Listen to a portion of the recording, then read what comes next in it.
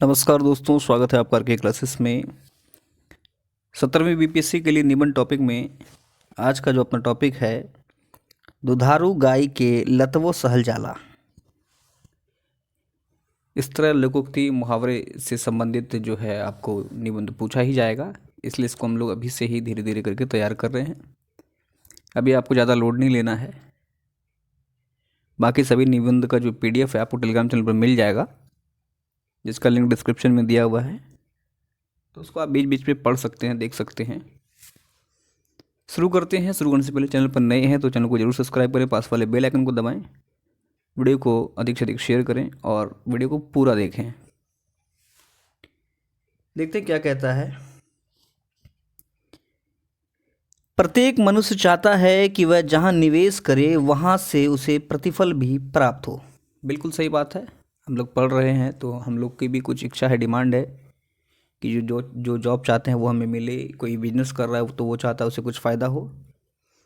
किसान खेत में बीज बोता है तो वह अपेक्षा करता है कि फसल अच्छी होगी, जिससे उसकी गरीबी कम होगी। पशुपालक पशु पालते हैं तो वह अपेक्षा करते हैं कि पशु खूब दूध दे और उन्हें लाभ हो। उस अपेक्षा में निवेशक अर्थात किसान, पशुपालक, व्यापारी इत्यादि जो भी निवेशक होते हैं, वे अपने उत्पाद की प्राप्ति की प्रक्रिया में थोड़ी बहुत परेशानियों को भी सहन करने के लिए तैयार रहता है। बिल्कुल सही बात है।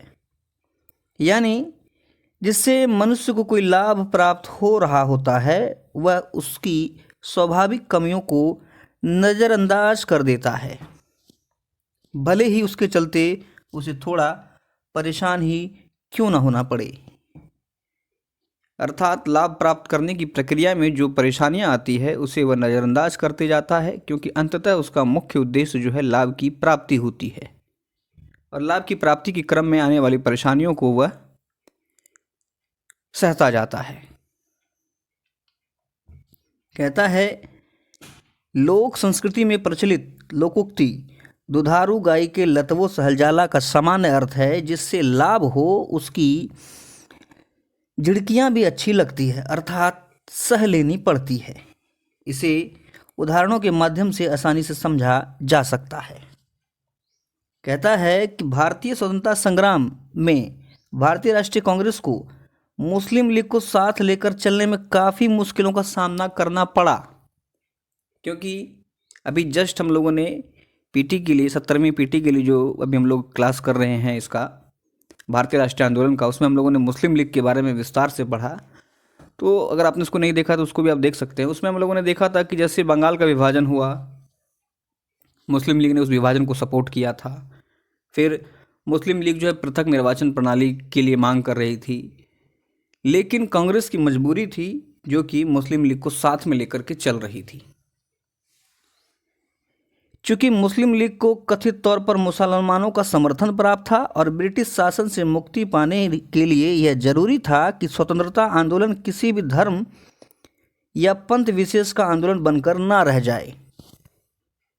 हालांकि अंग्रेजों ने इसकी पूरी कोशिश की थी, फुट डालो राज करो, और कहीं ना कहीं मुस्लिम लीग जो है उसके नक्शे कदम पर चलने भी लगी थी। अंततः जब खिलाफत आंदोलन हुआ तब जाकर के कहीं ना कहीं हिंदू मुस्लिमों में एकता बनी थी।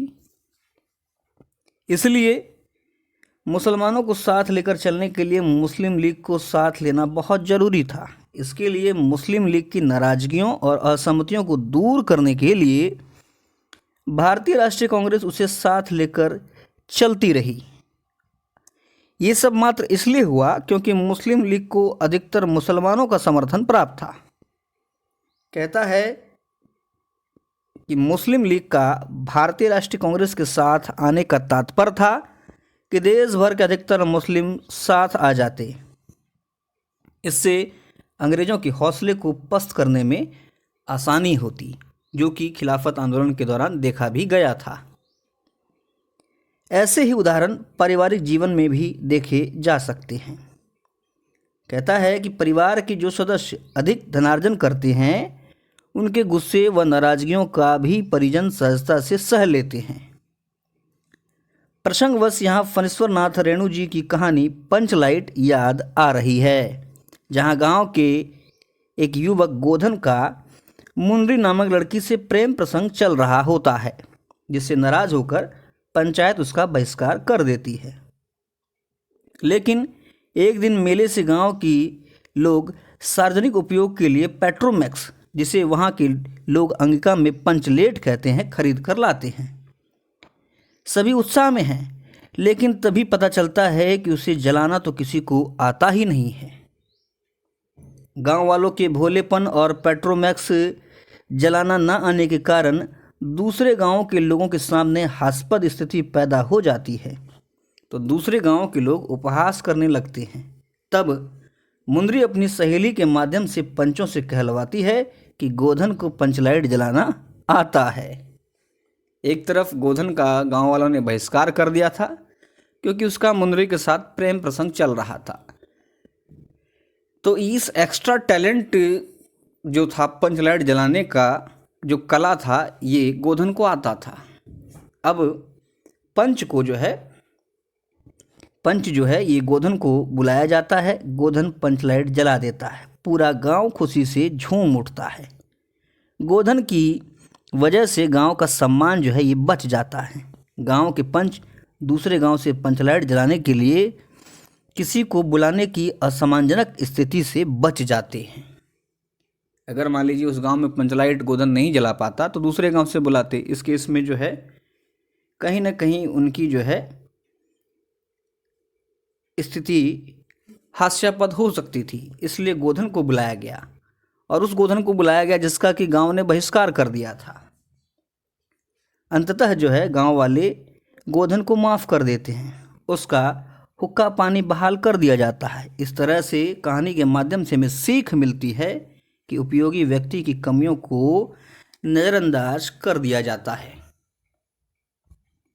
आगे कहता है कि वैश्विक परिप्रेक्ष्य के उदाहरण से भी उपर्युक्त भावार्थ को समझा जा सकता है। अमेरिका से भारत के वैदेशिक मामलों में वैचारिक मतभेद रहे हैं। एक तरफ रूस यूक्रेन युद्ध में अमेरिका रूस के विरोध में सख्ती से खड़ा था, तो वहीं भारत इस मसले पर अपनी विदेश नीति के अनुरूप तटस्थ बना रहा। साथ ही इंडो पैसिफिक जोन में चीन के प्रभाव से निपटने के लिए अमेरिका, भारत, ऑस्ट्रेलिया व जापान, जो कि क्वाड समूह के देशों के समूह में अमेरिका का होना हमारे लिए फ़ायदेमंद है। इसलिए भारत छिटपुट नुकसान सहकर भी अमेरिका को अपने पक्ष में बनाए हुए है। इस तरह से यह कहा जा सकता है कि अपने दीर्घकालिक और अस्थायी हित के लिए किसी लाभकारी व्यक्ति, संस्था अथवा राष्ट्र में कोई कमी दिखती है तो उसकी अनदेखी की जा सकती है। बड़ा अच्छा एग्जाम्पल लिया है यहाँ पर, आप देख सकते हैं, जो रशिया यूक्रेन वार का एग्जाम्पल है, लेटेस्ट एग्जाम्पल है। इसमें आपने देखा होगा कि कई तरह के जो है सैंक्शंस लगाए गए थे, लेकिन भारत जो है फिर भी खरीदारी कर रहा था। ऐसे में डायरेक्ट जब अमेरिकी राष्ट्रपति से सवाल पूछा गया तो उन्होंने सीधा कह दिया नो कमेंट्स या नो मोर क्वेश्चन, क्योंकि उन्हें पता है कि एशिया में भारत एक ऐसी स्थिति है जो कि कहीं ना कहीं अमेरिका के प्रतिद्वंदी को दबाने में सक्षम है। तो ये था आज का अपना टॉपिक। उम्मीद है आपको ये टॉपिक अच्छा लगा होगा। वीडियो अच्छा लगा तो लाइक और शेयर जरूर करें। मिलते हैं अगले किसी दूसरे टॉपिक के साथ, तब तक के लिए जय हिंद।